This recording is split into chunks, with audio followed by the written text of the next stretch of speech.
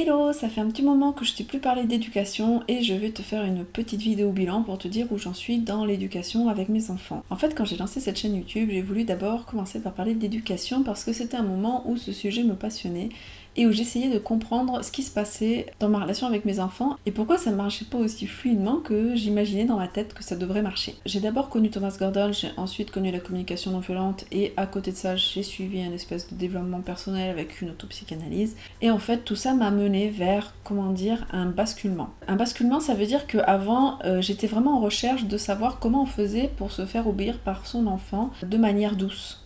Et comment on faisait quand l'enfant ne voulait pas faire ce qu'on voulait. J'étais tout le temps en train de lire des articles, de me dire mais comment faire, de chercher des solutions, d'essayer des choses différentes. Et en fait, quand je dis qu'il y a eu un basculement, c'est qu'aujourd'hui, je ne cherche plus du tout à ce que mon enfant m'obéisse. Je te dirais qu'aujourd'hui, j'ai complètement une éducation qui me convient et qui colle à mes valeurs. Alors, ce qui est important de dire, c'est que quand tu entends je ne veux pas que mon enfant m'obéisse, on dirait que mon enfant est un enfant roi, qu'il fait ce qu'il veut à mes dépens et que c'est pas un souci. C'est pas du tout le cas, c'est pas du tout ce que je ressens. En fait, aujourd'hui, mon enfant et moi, on est dans une relation de respect mutuel et d'amour mutuel où il n'y a pas besoin d'obéissance. En gros, je vais utiliser exactement la communication non violente avec mes enfants, c'est-à-dire que je vais être là pour leur dire mon besoin, et mon besoin est tout aussi important que le leur. Je vais essayer de leur apprendre à comprendre leurs émotions et leurs besoins, et à partir de là, on discutera ensemble pour trouver une solution ensemble. Quand on sort du schéma « tu dois m'obéir parce que ça », tu dois faire ça parce que c'est comme ça, c'est plus la peine d'essayer d'aller lire des articles ou de trouver des techniques puisqu'il n'y a plus besoin de techniques. C'est le truc de fond. Comment te dire? C'est que très souvent, je pense qu'il y en a qui utilisent le terme d'éducation bienveillante pour parler de comment faire obéir son enfant en lui parlant gentiment. En gros, ça veut dire ne pas accepter le non de l'enfant. Aujourd'hui, ce qui est très important, c'est pourquoi je lui demande de faire ça et pourquoi il me dit non. Et en fait, à partir du moment où on n'est pas dans le conflit en train de dire écoute, je vais te demander gentiment, mais si tu me dis non, ça va monter crescendo, je vais être de moins en moins gentil, jusqu'au moment où je vais ne plus être gentil du tout. En fait, quand on est à la place de l'enfant, c'est, j'allais dire, naturel et humain de résister. Et quelque part, j'ai envie de te dire, est-ce que c'est pas une bonne chose que, humainement et naturellement, on résiste à l'oppression et à l'imposition d'un pouvoir? J'ai envie de te dire que oui, mais après ça c'est peut-être mes valeurs à moi. En gros, tu vois, quand j'étais pas forcément dans ce processus de non-violence, quand je demandais à mon enfant de plus faire de bruit, en fait j'étais en attente qu'il arrête de faire du bruit. J'étais pas du tout connectée à mon besoin de calme, j'étais pas du tout connectée à son besoin peut-être de se défouler. Si je me mets à la place de l'enfant et que quelqu'un me dit tais-toi alors que j'ai besoin de me défouler, il y aura un conflit en moi. C'est-à-dire que en gros on me dit ton besoin, on s'en fout, que tu as besoin de te défouler, c'est pas mon problème, moi j'ai besoin de calme, donc c'est pareil. Quelque part, donc soit je vais taire mon besoin et je vais me renier pour l'autre, soit je vais dire non, moi j'ai ce besoin-là. Alors l'enfant forcément à son âge, il va pas dire non, moi j'ai ce besoin-là, il va quand même faire du bruit.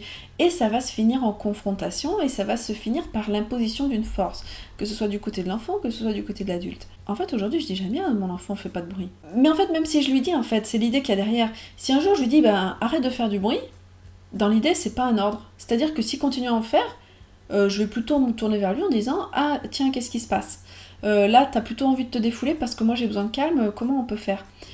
Et ce sera complètement de manière ouverte, c'est-à-dire je suis pas en train de faire semblant de parlementer avec lui, je suis en train d'essayer de comprendre quel est son besoin, quel est le mien et de voir comment on peut faire. Une fois qu'on rentre dans cette relation-là, il n'y a plus de conflit. En gros, le conflit, ça veut dire quoi? C'est que naturellement, on est tous en train d'assouvir nos besoins et que tout d'un coup, il y a des besoins qui ont l'air contradictoires. Et bien, c'est le moment où on va se dire, mais quel est ton besoin, quel est mon besoin, et qu'on va essayer de respecter les besoins de chacun et de trouver quelque chose où tout le monde est bien. Et en fait, dans la communication violente, c'est que quelle que soit la gentillesse dont on dit le truc, c'est qu'en fait, on pense que l'enfant devrait nous obéir et on pense qu'on devrait lui imposer. Alors peut-être que ça va en crisper plus d'un, et au final, c'est une façon de faire qui est propre à mes valeurs, qui est propre à ce que je recherche, et qui aujourd'hui, à mon avis, crée une relation exceptionnelle avec mes enfants. J'allais dire, il n'y a pas de règle chez nous, mais en gros, la seule règle, c'est le respect les uns des autres. L'importance des besoins est à égalité, que ce soit adulte, enfant ou n'importe quelle personne. Donc du coup, en fait, il n'y a plus besoin de dire la règle c'est ça, puisqu'en fait la seule règle, si on peut parler de règle, ce serait plutôt de dire prends mon besoin en compte, je prends le tien en compte, et comment on fait. En fait c'est incroyable à quel point les enfants sont enclins, tout comme nous sommes enclins, à respecter les besoins de l'autre à partir du moment où c'est dans les deux sens. j'ai envie de te dire que c'est naturel et j'ai envie de te dire que c'est ce qui nous rend heureux. Et à partir du moment où mes enfants sentent, et là encore on n'est pas dans une technique, ils ressentent profondément que je suis pas là pour les forcer à faire quelque chose, vraiment, la coopération, elle est très très bonne. En fait, le nombre de situations où je me rends compte de où mon évolution m'a amené, c'est-à-dire qu'avant, en fait, j'aurais été dans le j'ai besoin de ça, est-ce que tu pourrais faire ça? Parce qu'en fait, j'aurais été dans les techniques. Je t'exprime mon besoin, je dis je ne dis pas tu, etc. Mais en réalité, je n'acceptais pas le non. Et je n'étais pas du tout connectée aux besoins de mon enfant et je ne considérais pas que le besoin de mon enfant était égal à mon besoin. Quand je suis sortie de ça, mais sur les mêmes situations, sur les moments où je lui demande les mêmes choses avec les mêmes mots, ils sont tellement beaucoup plus enclins à coopérer, c'est incomparable. Parce que du coup, cette communication non violente, c'est pas seulement de dire je ne veux pas te forcer, c'est aussi de dire je ne veux pas que tu te forces pour moi. En fait, dans cette société, on nous a beaucoup habitués à ce que les enfants se renient pour l'adulte et à ce que ce soit normal. Et bien du coup, moi, quand je vois que mes enfants ont tendance à faire ça, parce qu'en fait, au final, ils sont quand même inclus dans cette société, en fait, que ce soit à l'école ou en dehors de la maison, ben, ils sont complètement inclus dans une société où les adultes demandent aux enfants de se renier pour eux et que c'est normal. Donc du coup, quand je vois que mes enfants veulent se renier pour moi, je les arrête tout de suite. Et des fois, c'est simplement ça qui suffit à rassainir la relation sans même rien changer. Si je vais lui dire, écoute, là j'ai besoin d'ordre, est-ce que tu voudrais bien ranger ce que tu as dérangé, qui commence à le faire à contre-cœur, je vais lui dire stop. Stop, j'ai l'impression que ça va pas. J'ai l'impression que tu es en train de le faire mais que tu n'as pas envie de le faire. Comment tu te sens? Qu'est-ce qui se passe? En gros, je vais lui dire, moi c'est important pour moi ce qui se passe en toi et je ne veux pas que tu te forces si tu le fais à contre-cœur. Moi si je te demande de faire ça, c'est que j'ai un besoin. J'ai vraiment aussi un autre besoin, c'est que tu le fasses parce que tu as envie de le faire, parce que tu as envie de me prendre en compte par amour pour moi et non pas parce que tu te sens obligé, parce que tu as peur que sinon il se passe quelque chose, etc. Et ça change tout, parce qu'en fait, justement, quand je te dis c'est pas les techniques, c'est le fond, c'est que, imaginons cette scène, je sais pas si ça va être très clair, hein, mais imaginons cette scène.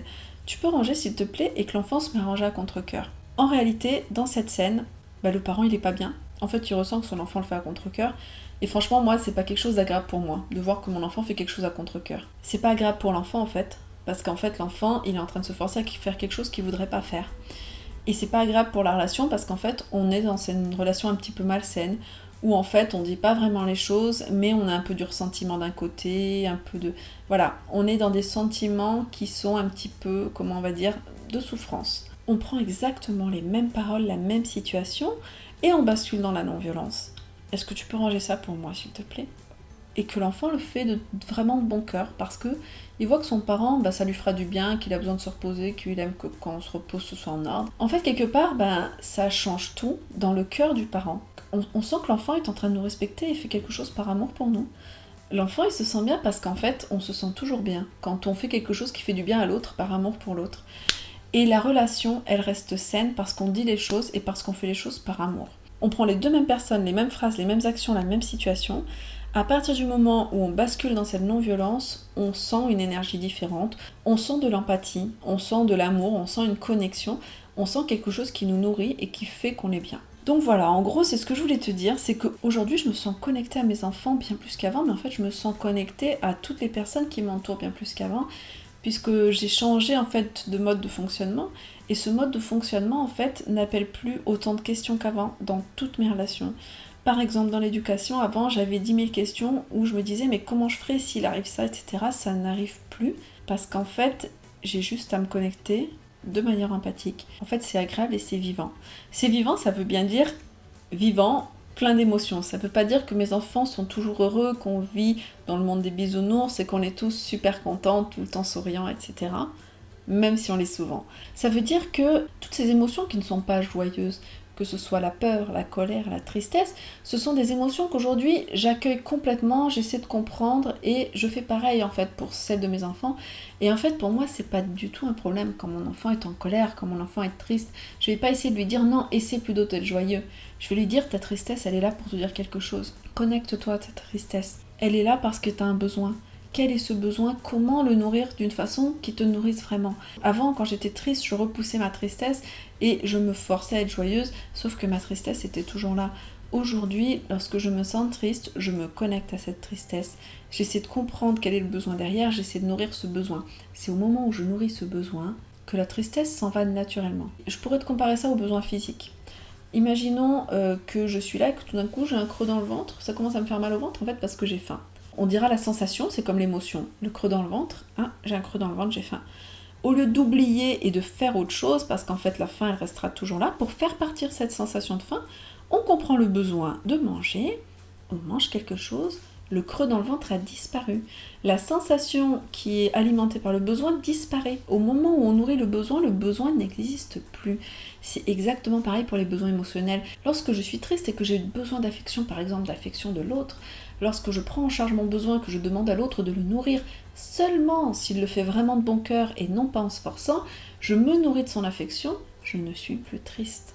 Si tel était mon besoin, je ne suis plus triste et je n'ai pas besoin de le repousser, je n'ai pas besoin de faire semblant d'être joyeuse, je suis joyeuse parce que mon besoin est satisfait. Voilà un petit peu où j'en suis dans l'éducation aujourd'hui, mais au final c'est un petit peu où j'en suis dans ma vie en général. C'est vraiment dans une connexion d'empathie avec les autres. C'est quelque chose qui fait qu'on va réussir très souvent à régler les conflits d'une façon beaucoup plus pacifique. Ça veut surtout dire qu'on ne résout pas le conflit aux dépens de quelqu'un. Et ben je vais te laisser là, n'hésite pas à me poser des questions, n'hésite pas à mettre un pouce en l'air si tu as aimé la vidéo, n'hésite pas à venir me parler sur les réseaux sociaux, n'hésite pas à t'abonner à la chaîne, à mettre la petite cloche si tu veux être notifié des nouvelles vidéos.